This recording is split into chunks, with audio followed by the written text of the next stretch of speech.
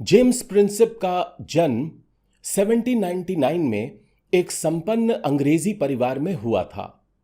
उनके पिता John Prinsep east India company में एक प्रोप्राइटर और संसद सदस्य थे और उन्होंने भारत में भी अपनी सेवाएं दी थी। लंदन के रॉयल मिंट से असेयर यानी पारखी का प्रमाण पत्र प्राप्त करने के बाद जेम्स प्रिंसेप 1819 में कलकत्ता टकसाल में महान संस्कृत विद्वान एच विल्सन, जो वहां एसए मास्टर के पद पर थे, के सहायक के रूप में काम करने के लिए कलकत्ता आए। 1832 में विल्सन ने ऑक्सफोर्ड विश्वविद्यालय में संस्कृत के प्रोफेसर के रूप में शामिल होने के लिए ईस्ट इंडिया कंपनी की नौकरी छोड़ दी।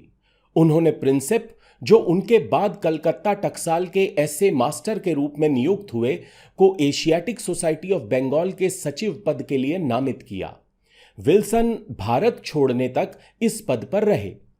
मुद्रा शास्त्र या सिक्कों की स्टडी में प्रोफेशनली ट्रेंड होने के बावजूद प्रिंसेप का एशियाटिक सोसाइटी के साथ जुड़ाव ही उन्हें प्राचीन भारतीय अभिलेखों के अध्ययन के करीब ले आया, जो रिसर्च का एक ऐसा एरिया था जिसमें 1830 के दशक तक सोसाइटी ने काफी प्रगति की थी।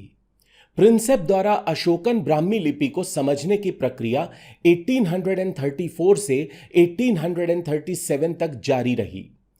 इलाहाबाद स्तंभ पर रानी के अभिलेख यानी क्वींस इडिक्ट के अपने गहन अध्ययन के आधार पर उन्होंने एक महत्वपूर्ण दावा किया कि इन अक्षरों से लिखी गई भाषा संस्कृत नहीं थी।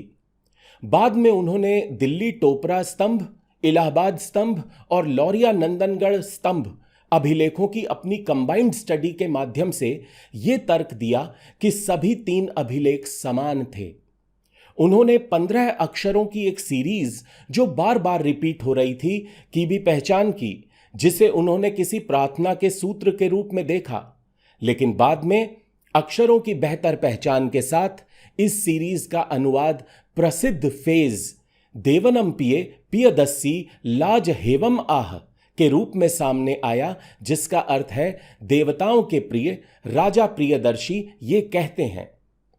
लेकिन दिलचस्प बात यह है कि अशोकन ब्राह्मी को समझने में प्रिंसेप को अंतिम सफलता अशोक के किसी अभिलेख से नहीं, बल्कि सांची से दूसरी और पहली शताब्दी ईसा पूर्व के लगभग 2 दर्जन संक्षिप्त दान अभिलेखों यानी ब्रीफ डोनेटिव इंस्क्रिप्शन से मिली।